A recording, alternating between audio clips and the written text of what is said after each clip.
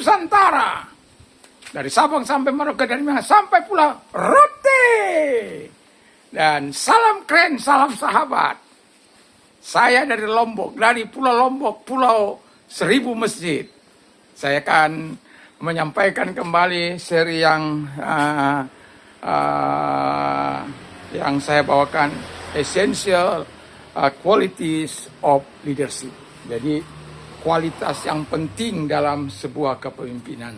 Nah, kita sudah belajar bagaimana yang keempat kemarin.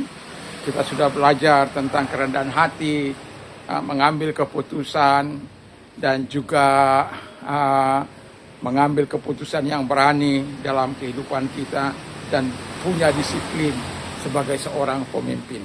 Nah, yang kedua ini, esensi bagian kedua ini yang harus kita miliki, yang kalah pentingnya adalah courageous atau braveness, keberanian. Jadi kita sebagai pemimpin harus berani mengambil risiko dari apapun yang kita ambil, keputusan yang kita ambil. Seorang pemimpin kalau tidak berani mengambil keputusan yang membuat perubahan, itu tidak akan pernah terjadi perubahan. Jadi seorang pemimpin, dia tahu, dia diawasi oleh visinya, gambaran besarnya yang harus diraih 5 tahun ke depan misalnya. Maka dia akan bergerak ke arah sana dengan segala potensi yang dia miliki. Dan dia harus punya keberanian untuk menggerakkan resources yang ada untuk mencapai itu. Dan keberanian ini harus disertai dengan, karena kadangkala sebagai atasan kadangkala itu dipermainkan oleh bawahan. Nah, kalau bawahan itu mempermainkan, itu perlu didisiplin itu. Ya, karena tidak sesuai atau dia tidak sesuai kinerjanya dengan apa yang diharapkan, itu perlu dilengserkan itu. Bukan kita benci, bukan. Tapi kita ingin mencapai sesuatu yang jauh lebih besar, yang jauh lebih berarti bagi masyarakat yang dipimpin. Dan itu sebabnya ketika mereka menjadi seorang pemimpin, mereka harus berani mengambil sikap dan dibutuhkan keberanian dari dirinya. Karena apa? Tentu keberanian ini tidak hantam kromo, ada undang-undang, ada hal-hal yang mengatur di dalamnya. Dan itu sebabnya sikap kita, keberanian bukan hanya keberanian semu, keberanian hantam kromo, tidak. Keberanian haphazard, sembarangan, bukan. Tapi keberanian yang punya nilai-nilai dalam aturan main. Sehingga kita tidak melukai yang lain, tidak menyakiti yang lain, tapi karena kalau mereka gagal memenuhi apa yang telah diikrarkan, tentu mereka tidak akan sakit hati. Memang saya tidak sampai di situ. Dan mereka akan dengan senang hati, walaupun rasanya pahit, tapi mereka sudah terlebih dahulu diberikan kepercayaan. Kalau hasilnya ternyata tidak sesuai dengan apa yang diharapkan, tentu perlu ditinjau ulang. Ya, kalau masih memang bisa dibina, ya dibina. Tapi kalau sudah memang ini sudah sangat jauh dari harapan, itu harus digantikan dengan yang lain. Itu perlu keberanian untuk menggantikan posisi-posisi yang strategis yang pernah dimiliki orang, lalu kita mau pindahkan kepada orang yang kita anggap lebih mampu untuk itu. Nah, itu kita butuh keberanian.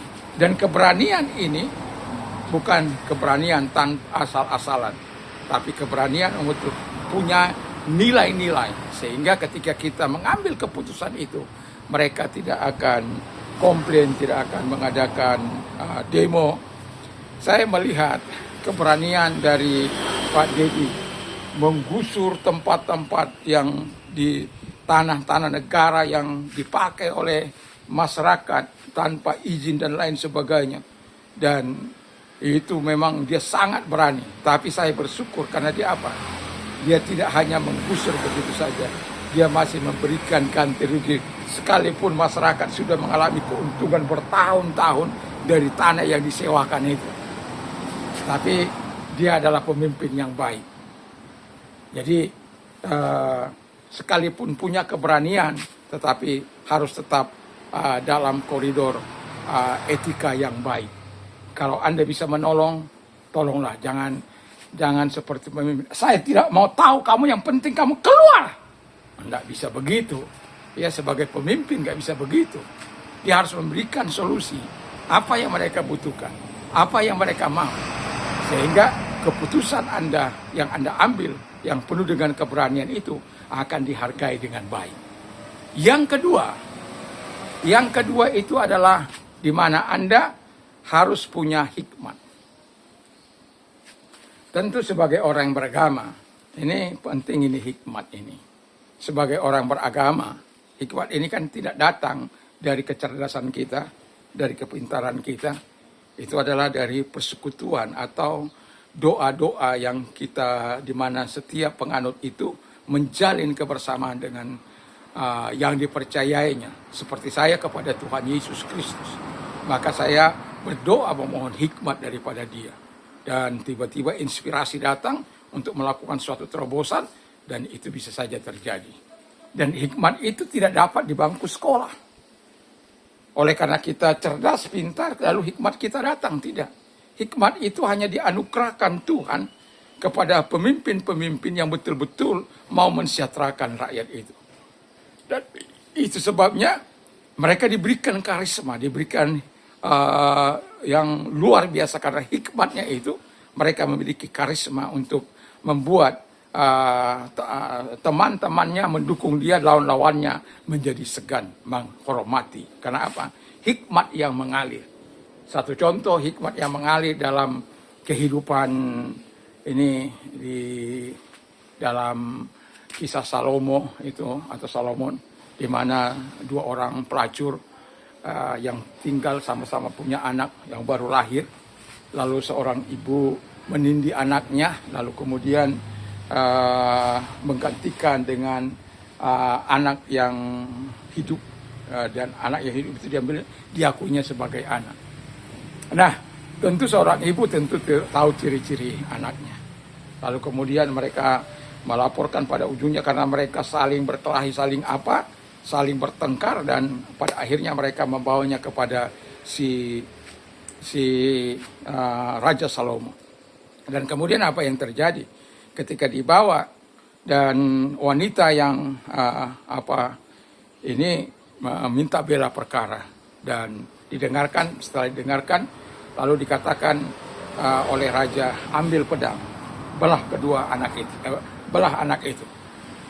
Tetapi yang punya anak ini, dia berkata, jangan tuanku, serahkan saja kepada dia, karena dia ingin tetap anak ini hidup. Tetapi yang anaknya sudah mati, dia mengatakan, enggak apa-apa, supaya jangan anaknya dengan anak saya. Dan raja katakan, berikan anak itu kepada wanita yang tadi mengatakan jangan, karena dialah ibunya. Jadi jelas hikmat itu memberikan solusi yang jelas. Jadi pemimpin-pemimpin kita harus punya hikmat dari Tuhan itu. Lalu kemudian yang tidak kalah penting adalah yang antara integritas dan sincerity. Integrity and sincerity. Ini adalah kejujuran dan ketulusan. Ini harus bekerja dalam hati kita sebagai pemimpin. Antara ini bagaikan dua sisi mata uang sebagai pemimpin yang tidak terpisahkan dari diri seorang pemimpin. Yaitu dua sisi mata uang yang tidak terpisahkan. Yaitu integritas, integrity, dan juga sincerity. Jadi adanya kejujuran, adanya ketulusan. Jujur untuk menggunakan anggaran, tulus untuk menolong orang-orang, bukan karena, wani piro, bukan kamu, wani piro. Kalau wani piro, saya bantu, saya dapat cien, bukan. Jadi dalam kualitas yang kedua ini perlu ada keberanian dalam kehidupan, dalam mengambil sikap dalam hidup ini, ya. Dan juga perlu hikmat dari Tuhan atau wisdom itu mengalir dalam kehidupan kita. Dan yang ketiga ini yang tak kalah pentingnya, yaitu integritas dan sincerity. Semoga banyak pemimpin-pemimpin yang tulus, yang jujur, kejujurannya bisa dilihat dari cara penggunaan keuangannya, ketulusannya menolong, tidak karena dia keluarga saya lalu saya tolong. Kan ada banyak kita melihat pemimpin-pemimpin sekarang yang keluarganya tidak layak, yang tidak sebenarnya masih layak untuk tidak menerima bantuan, tapi karena dia dekat dengan lurah, dia dekat camat, dengan RT RW, akhirnya yang seharusnya mendapat BLT atau mendapat sumbangan-sumbangan tidak mendapat. Karena apa? Ada hubungan di antara satu dengan yang lain. Tapi kalau pemimpin itu adalah orang yang memiliki kejujuran dan ketulusan, dia akan melihat. Itu sebabnya kenapa itu pemimpin itu sering diturun. Ibu Serli sering turun, ya, turun bahkan ke pedalaman Halmahera itu, kepada suku Togutil yang ingin membangun daerah itu, di mana mereka supaya menetap dan mereka diberi makan, artinya dipertanggungjawabi, dan mereka akan dilatih untuk berkebunkah, berternakkah, supaya apa? Itu menjadi mata pencaharian mereka, dan kemudian mereka dipoto. Yang selama ini tidak ada KTP mereka, tapi dengan kehadiran Ibu Serli itu mereka diakui menjadi pemegang KTP jelas dan keluarganya. Dengan situasi seperti itu, tentu itu karena apa? Karena kejujuran dan ketulusan yang menyeluruh.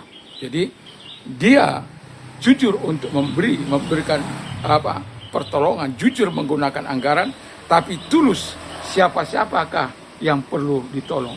Bukan karena dia dekat dengan saya, lalu saya tolong, tidak. Tapi bagi orang-orang yang membutuhkan, itulah yang diutamakan terlebih dahulu. Jadi kita bisa melihat kepemimpinan yang esensial dalam kehidupan kita sebagai calon-calon pemimpin. Apakah Anda mahasiswa, apakah Anda yang sedang belajar SMA sekarang ini, ingatlah, mungkin saya bisa berakhir, tapi saya berharap ini akan menjadi sesuatu yang bisa saya wariskan kepada generasi masa yang akan datang, bahwa saya punya mimpi bagi para pemimpin-pemimpin yang sekarang ini ada. Katakan ini tahun 2026, ketika saya berbicara ini, saya berada di tahun 2026, bulan Mei. Saya akan, kalau Tuhan izinkan saya melihat 20 tahun kemudian, itu berarti usia saya sudah 80-an tahun. Kalau Tuhan izinkan saya melihat generasi 20 tahun ke depan, dan mereka mengatakan, terima kasih Pak, karena wejangan Bapak, saya bisa memiliki pemikiran, saya bisa mempunyai hasrat yang kuat untuk menjadi pemimpin dengan landasan-landasan yang sudah Bapak berikan itu. Itu sesuatu yang sangat luar biasa kalau itu sampai terjadi. Tapi saya punya keyakinan bahwa bangsa ini harus ada orang-orang yang memulai untuk memberikan pengarahan kepada generasi sekarang ini sampai nanti 20 tahun, 25 tahun ke depan, supaya mereka menjadi pemimpin-pemimpin, bukan lagi pemimpin yang korup, tapi pemimpin-pemimpin yang mampu membawa bangsa ini bersaing dengan bangsa-bangsa di Eropa, di Amerika, di Australia, dan negara-negara lain, negara-negara yang sedang maju. Dan kita ingin melihat anak-anak bangsa diberikan kesempatan, potensi-potensi mereka yang ada tidak lagi dipakai oleh orang-orang luar, karena di dalam negeri mereka tidak diakui.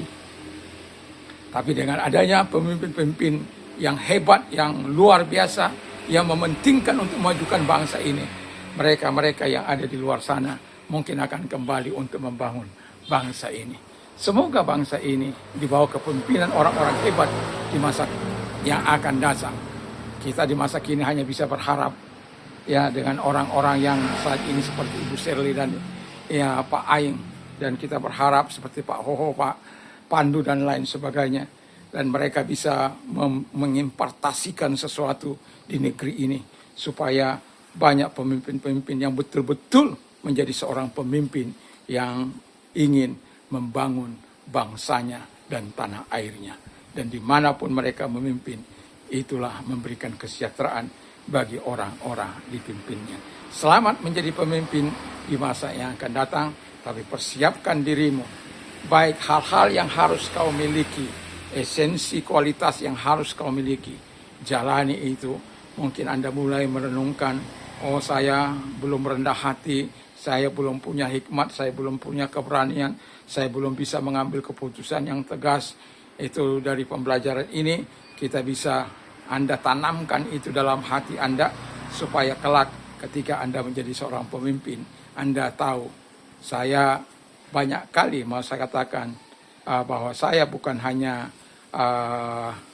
bercerita, tapi saya telah mengambil sikap-sikap sebagai seorang pemimpin, karena saya pernah menjadi pemimpin, ya. Dan saat ini juga saya masih seorang pemimpin, walaupun dalam organisasi yang kecil. Tapi saya pernah menjadi sekretaris umum dari sebuah organisasi, dan saya pernah berada di Pemuda Pancasila dan lain sebagainya. Tapi yang mau saya katakan, makanya saya sering katakan kepada orang-orang muda, jangan malu untuk berorganisasi, karena kamu di sana dilatih untuk berbicara, untuk mengeluarkan ide-ide, pendapat, mengambil rapat kesimpulan bersama, dan Anda jalani bersama. Wah, itu sangat luar biasa. Dan itu sebabnya kenapa saya katakan penting berorganisasi, supaya ketika engkau memimpin, engkau tahu cara memimpin yang baik dan benar. Selamat jadi pemimpin di masa depan, pemimpin yang hebat dan berkualitas. Mantap, mantap, mantap!